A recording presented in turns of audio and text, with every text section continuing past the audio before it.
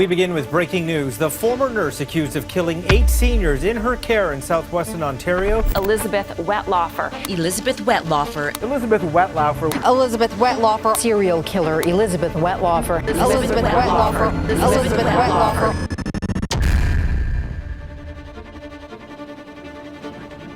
I'm just picturing my father as her patient, what he went through and how he couldn't talk and how he couldn't say help and how nobody cared and how he lied in that bed and had to die. Nobody there. Like you're drowning and nobody can give you a life raft. That's what my dad went through. We have a lot of trauma. We're never going to be the same. You know, we've been scarred and traumatized. And Wettlaufer's alleged victims range in age from 75 to 96 years old. Admitted to killing 8 seniors under her care. If Wettlaufer had not confessed, we would not have known about them, period. Police have laid 6 more charges against 49-year-old Elizabeth Wettlaufer. 4 counts of attempted murder and 2 counts of aggravated assault. Now, these are on top of the 8 counts of first-degree murder Wettlaufer was already facing. Very intense investigation, and obviously there's still a lot more questions than answers. Now, dozens of lives have been personally touched by Canada's most notorious female serial killer, Elizabeth Wettlaufer. In today's video, we talk about Elizabeth Wettlaufer, a woman who looks harmless, but is responsible for at least 8 deaths. Right after her first murders, she confessed to them, but no one seemed to take her seriously. So, she listened to the voice that told her to keep killing.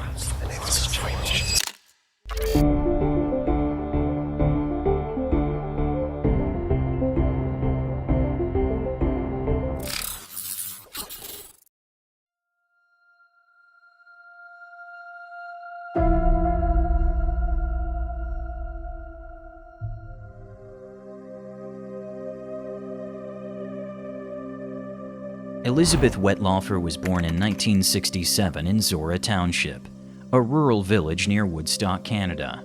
Her parents were very conservative and deeply religious Baptists, which she felt in her strict upbringing. She had almost no freedom. No surprise that classmates described her as shy and weird, often making fun of her. Over time, she learned to deal with it, or rather to ignore it. Instead of getting angry or sad, she simply smiled at everyone. But behind that smile, dark thoughts grew stronger and stronger. At some point, she realized she was bisexual, another challenge in a society that did not accept it. When she showed interest in women, she was rejected, which pushed her further into a downward spiral. After finishing high school in the mid-80s, she attended the London Baptist Bible College. As the name suggests, her parents, or maybe her own faith, influenced this decision. She had actually always wanted to study journalism, but over time she became interested in medicine. So after finishing the Baptist College, she applied for nursing studies. Yes, it requires a degree in the US, at Conestoga College. But her college years were not much easier. She found a girlfriend, but her father, whose faith did not allow homosexuality, was against it. One day, he drove to her while she was with her girlfriend, pulled her violently into the car, and took her home. Her parents tried to convince her that it was just a phase. They sent her to a camp where people spent all day praying to be freed from the burden of homosexuality. Of course, it didn't work. The only thing it led to was self-hatred. Elizabeth was told for so long that she shouldn't be herself that she eventually believed it. During her time at Conestoga College, she worked several jobs to support herself. In 1997, she married Donnie Wettlaufer, so her parents had succeeded in pushing her into their conservative lifestyle. By then, she had finished her studies and was working in a hospital.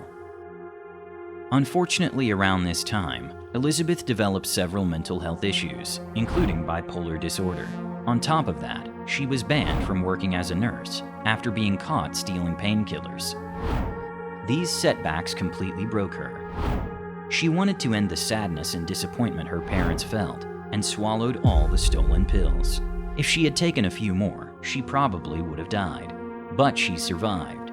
Elizabeth had hit rock bottom, but she made it through. Afterwards, she looked for help online and connected with other women who had been through similar struggles.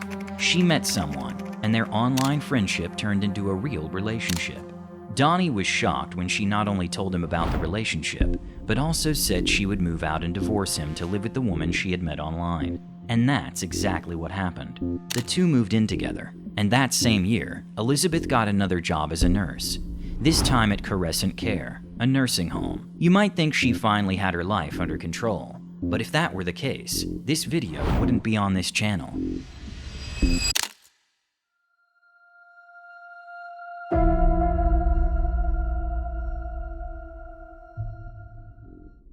That same year, she tried to kill 2 of her patients with an insulin overdose, but she miscalculated the dose and both survived. Elizabeth's first deadly dose was given to a military veteran who had served in World War II. His name was James Silcox. He was 94 years old and the father of 6 children. On August 11, 2007, she filled a syringe with insulin, and James died that same day. It seemed like Elizabeth had some guilt, but she still kept going. She even told her girlfriend what she had done, but her girlfriend only replied, "You should stop, or you'll get caught and end up in prison." Now, I have to break character for a moment. When I read that during my research, I thought I had misread it. I understand that you should be loyal to your partner, and maybe keep small secrets like a little theft. But Elizabeth told her partner that she had killed a man and almost killed 2 others. What the hell? But the worst part, shortly after, her partner left her. From that moment on, things only got worse. Over the next few years, she gave deadly doses to 6 more people. Maurice Granat, 84 years old. Gladys Millard, 87 years old. Helen Matheson, 95 years old. Mary Zurowinski, 96 years old. Helen Young, 90 years old. Maureen Pickering, 79 years old. I always think it's important to say the names of the victims so they're not forgotten, especially because in a video like this, the focus is often on the killer for entertainment reasons. Elizabeth could have continued forever because no one was suspicious. At night, she was the only nurse on duty at the nursing home. Some patients wondered about the nightly injections they never got before, but Elizabeth simply told them it was just vitamin D. In 2011, she once again gathered all her courage and confessed everything to a young intern at the nursing home. But the girl was probably too young to understand what she was hearing, or why Elizabeth was telling her this. She didn't take it seriously, and likely thought it was just crazy talk. At some point, she confessed her murders to her pastor and his wife, but even they didn't report it or tell anyone. That same year, she told an ex-boyfriend that she had given multiple people overdoses, but he also said nothing. She even consulted a lawyer and told him her story, but all he said was the same thing her ex-wife had told her, that she should take the secret to the grave and stop. But he should have known that someone who had killed multiple times and gotten away with it would kill again. In 2014, she left the nursing home, or rather, she was fired. The document usually used by the nursing home to officially explain why someone was let go wasn't enough to list everything Elizabeth had done wrong. She showed up to work drunk, sexually harassed younger colleagues, and much more. Still, the nursing home gave her a recommendation letter, which allowed her to keep working for other facilities, but only part-time. During this time, she gave insulin to 3 more people. One of them died. His name was Arpad Horvath, and he was 75 years old. And even though she saw a psychiatrist weekly and was prescribed medication, he never thought of admitting her to a hospital.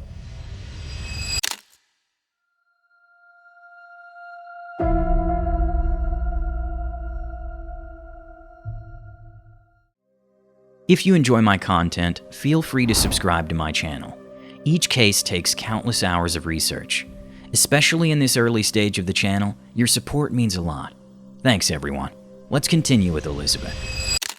She didn't decide to confess her crimes until September 16, 2016. After admitting herself to a psychiatric hospital, she told staff members that she had tried to kill patients multiple times, and that she had succeeded. In addition to her spoken confession, she wrote a 4-page letter in which she admitted to all her crimes. After that, she was called in by the police and told them everything as well. The interrogation lasted more than 2 hours, and it became clear that Elizabeth had always known exactly what she was doing. That had already been obvious for a long time. We got a call in the middle of the night that he was declining, and we proceeded to the nursing home to arrive to him fighting her off, literally physically fighting her off. She was in the room. When we came in, she left abruptly, and a short time later she came in again, and things happened, and we lost Mo within about a half an hour, 45 minutes of that. She administered the drug right in front of you, Yes, didn't she? yes, she did. She was rude to me, because one of us was on one side of the bed, and I was on the far side of the bed. I was where she wanted to be, and she was ignorant to me. She literally physically pushed me out of the way to give him an injection. After all, she had confessed her crimes to several people, but no one had taken her seriously. She emphasized that despite knowing right from wrong, she kept feeling the urge to kill her patients, and she couldn't control it. God or the devil, whoever wanted me to do it, she said in court. After one murder, she even heard herself laughing, as if someone else was controlling her emotions from a distance. Before the trial, several psychologists examined Elizabeth. They all agreed that she had borderline and antisocial personality disorders, was mentally unstable, and had a problem with substances. On October 25, 2016, she was charged with 8 counts of murder. Later, also with 4 counts of attempted murder and 2 counts of aggravated assault. On January 13, 2017, the case went to trial. Elizabeth was sentenced to 25 years in prison with no chance of early release. Later, during another questioning, it turned out that she hadn't just killed 8 people. The real number was probably much higher. A serial killer who targeted people who couldn't defend themselves, and probably justified her murder by saying she was saving her victims. But no one has the right to save someone against their will. Just because we're old doesn't mean to say we're put into long-term care homes to die. We still have a lot of life in us. What are your thoughts on this case? Feel free to write them in the comments. And if you liked the video, consider leaving a like, comment, and/or a subscription. With just 2 clicks, you help the channel a lot. Thank you in advance. The next case is about the oldest killer ever. A story where the sweet grandma next door is far more evil than you'd ever imagine. Click here now to see it. See you next time. Stay safe.